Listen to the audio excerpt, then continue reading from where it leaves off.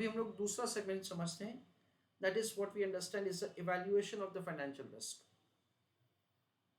तो उन्होंने यहाँ पे ऐसा दे रखा है कि इवैल्यूएशन तीन पॉइंट ऑफ व्यू से हो सकता है।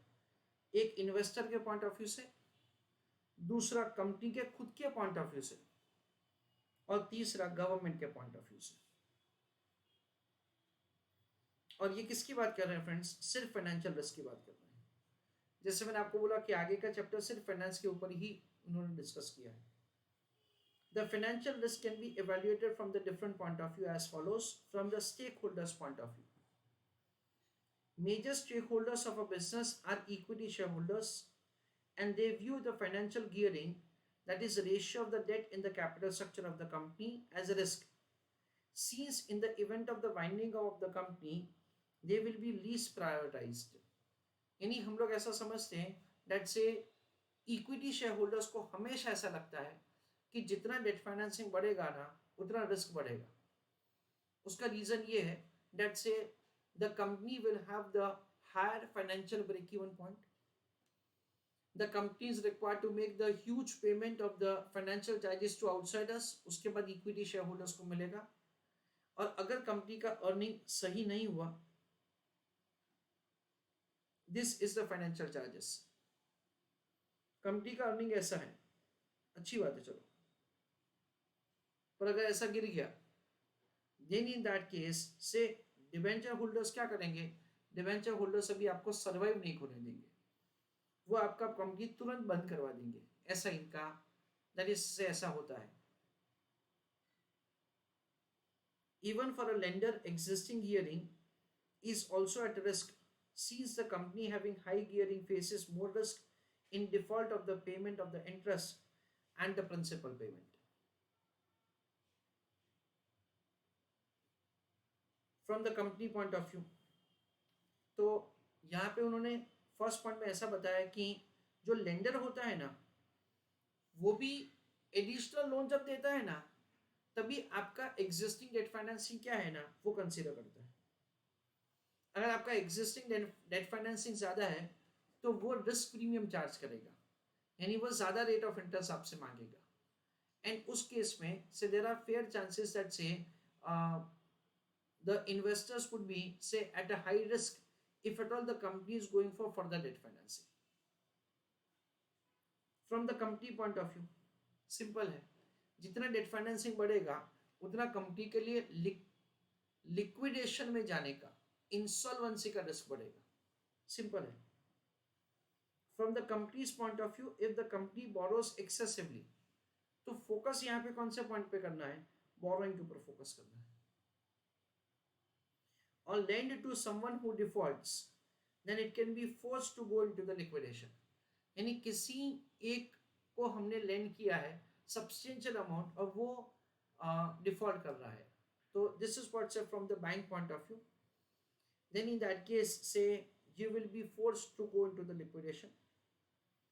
From the government point of view, हमेशा हमेशा गवर्नमेंट ऐसा चाहती है that so all the companies will survive and all the companies will grow, because जो भी कंपनी बंद होता है फ्रेंड्स, उसके लिए हमेशा government is having say the bad consequences.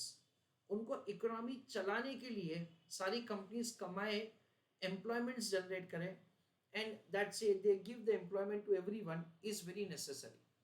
This is what say the fundamental principle that we have say of the government point of view. The financial risk can be viewed as a failure of any bank or, like Lehman Brothers, downgrading of the financial institution, leading to spread of the distress among the society at a large.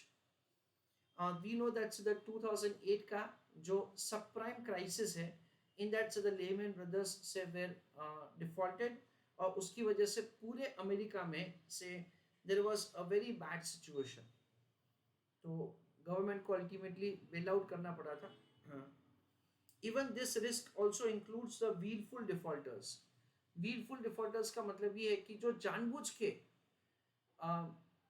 We understand that say they take loan from the bank and they give bribe to the bank managers and they do not make the repayment of the loan.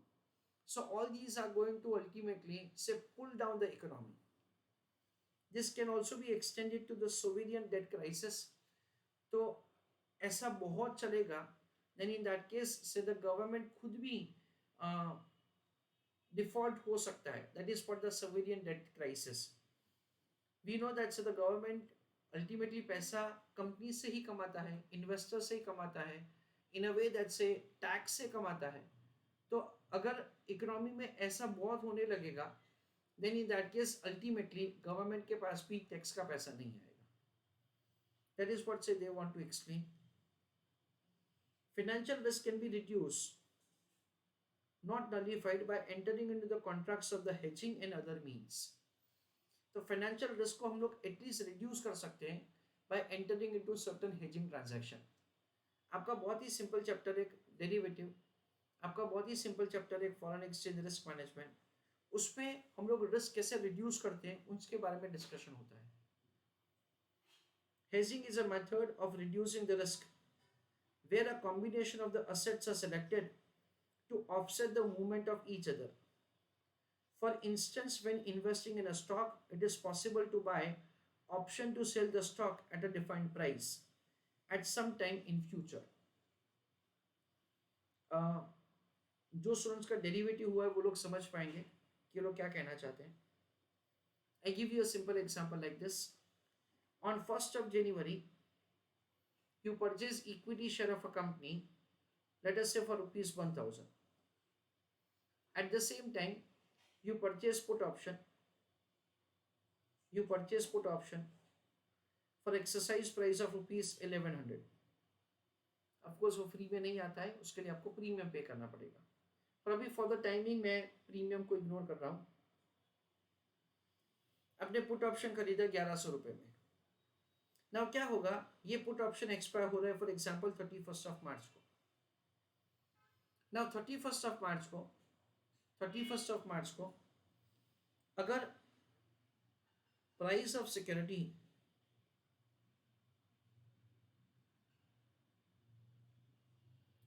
Security is less than 1000, then in that case what you will do, you will exercise your put option.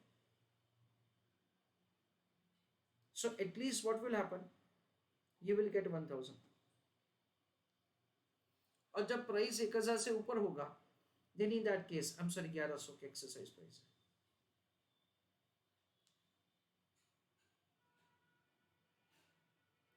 तो अगर price 1100 से ऊपर होगा, you will not exercise your put option. और उसमें आपको क्या मिलेगा, spot price of the security मिलेगा. यानी बेसिकली क्या होगा, you get a protection against the price decline. ऐसा लोग यहाँ पे कुछ बताना चाहते हैं. दैट्स द हेजिंग में क्या होगा, आप अपना रिस्क रिड्यूस कर सकते हो by a combination of the assets selected and the movement against each other. Friends derivative है, फॉरेन एक्सचेंज रिस्क मैनेजमेंट है, उसमें ये सब चीज बहुत डिटेल में डिस्कस होने वाला है. And I am very much sure that से उसके बाद आप ये स्टेटमेंट अच्छी तरह से समझोगे. For instance, investing in a stock, it is possible to buy option to sell the stock at a defined price. उसको exercise price बोला जाता है. At some point in future, that is 31st of March, जो मैंने आपको बताया था. The combined portfolio of the stock and the option now much less risky to move below a given value. तो ये लोग ऐसा कहना चाहते हैं कि ये प्राइस रिडक्शन का रिस्क आपके माथे पे नहीं रहेगा. As in diversification, there is a cost. Diversification मुफ्त में नहीं होता है भाई, उसका कॉस्ट है.